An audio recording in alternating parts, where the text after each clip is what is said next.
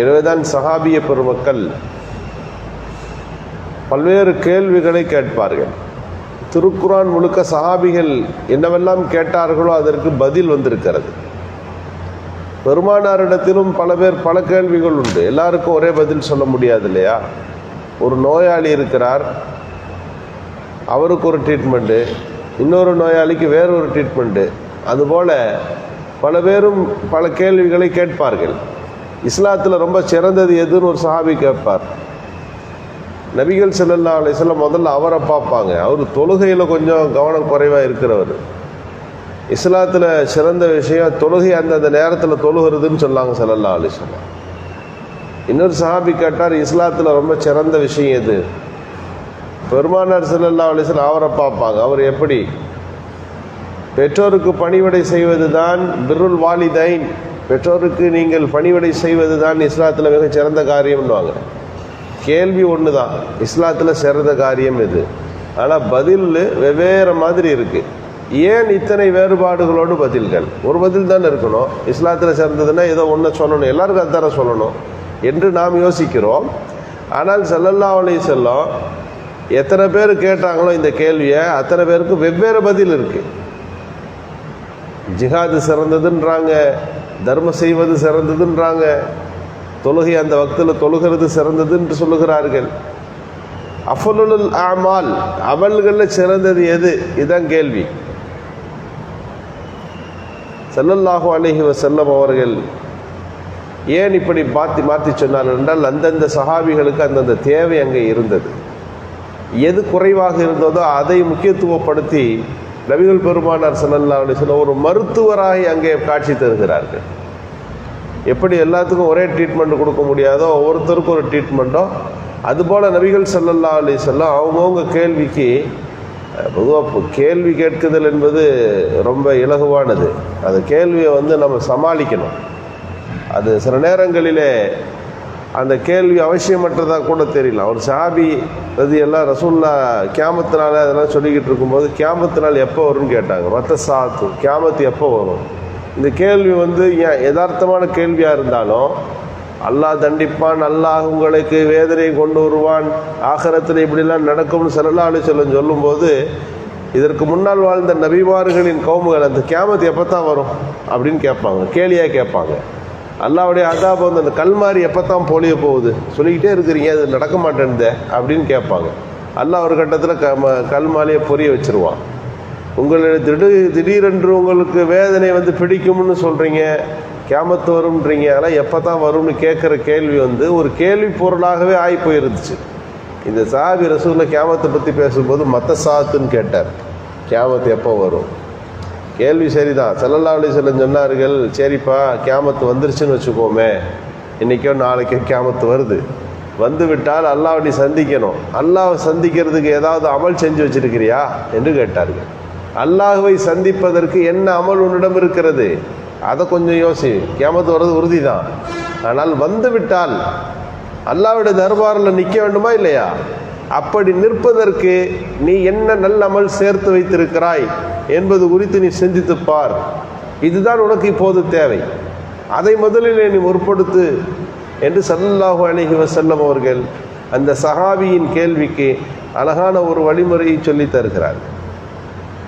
பல கேள்வி உண்டு. ஒரு சஹாபி கேட்டார், யா ரசூலல்லாஹ் குல்லி கவுலன் ஃபில் இஸ்லாம், இஸ்லாத்தில் ஒரு செய்தி எனக்கு சொல்லிக் கொடுங்க, நான் அதுக்கு பிறகு வேறு யார்கிட்டையும் அதை பற்றி கேட்கக்கூடாது, நான் அதை கொண்டே வாழ்ந்துடணும். ஸல்லல்லாஹு அலைஹி வஸல்லம் சொன்னார்கள், சுருக்கமாக சொல்கிறேன், ஆமன்து பில்லா, அல்லாஹ்வை ஈமான் கொண்டேன் அப்படின்னு சொல்லு, ஈமான் கொன்று. ஈமான் கொண்டால் மட்டும் பத்தாது, ஃபஸ்தகிம், அந்த ஈமானில் நீ உறுதியாயிரு. இதுதான் இஸ்லாம், இதுதான் இஸ்லாத்தில் மிகச்சிறந்த விஷயம். ஈமான் கொண்ட பிறகு அந்த ஈமானிலே நீ நிலைத்திரு என்றார்கள். அந்த சாபி அந்த இஸ்திகாமத் என்பது ரொம்ப முக்கியம். எல்லா காரியத்திலும் நிலையாக இருக்குதல் என்பது ரொம்ப முக்கியம். குர்ஆன்ல ஸல்லல்லாஹு அலைஹி வஸல்லம் அவர்களுக்கு நரமுடி வந்துருச்சு. அப்போ கேட்டாங்க, செய்யறத யார சொல்லலாம், நீங்கள் நரைச்சிட்டீங்களே, நரமுடி வந்துருச்சே. ஸல்லல்லாஹு அலைஹி வஸல்லம் சொன்னார்கள், உண்மைதான், செய்யபத்தினி அல் ஹூத், சூரத்துல் ஹூது என்னை நரைக்க வைத்து விட்டது அப்படின்னு சொன்னார். சூரத்துல் ஹூது ஒரு சூறா, அந்த சூறா இறங்கினோன்னு எப்படி உங்கள் தலைமுடி நரைச்சிச்சு? பெருமானார் ஸல்லல்லாஹு அலைஹி வஸல்லம் சொன்னார்கள், அதில் அல்லாஹ் என்னை பார்த்து ஒரு கட்டளை இடுகிறான்.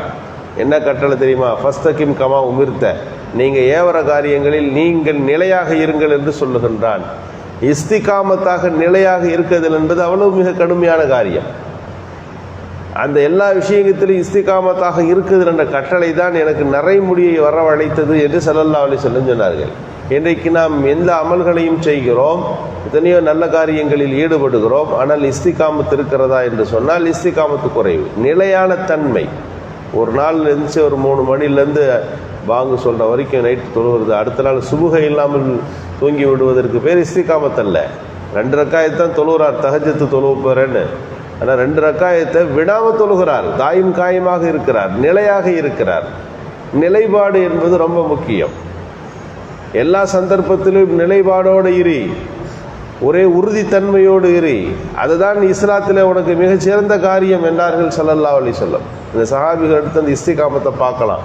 எவ்வளோ பெரிய சூழ்நிலையாக இருந்தாலும் அந்த நிலைப்பாடாக இருக்கிற தன்மை, எது வேணால் மாறிடலாம். இந்த சஹாபிகள்கிட்ட அந்த பண்பு மாறாது. சுஹைப் ரூமியை பிடித்து விட்டார்கள் ஹிஜ்ரத்து செய்யும்போது. பிடித்து கொண்டு அவர்களிடத்துல எல்லா பொருளையும் கொடுத்துருங்கன்னு காசெல்லாம் வசூல் பண்ணுறாங்க.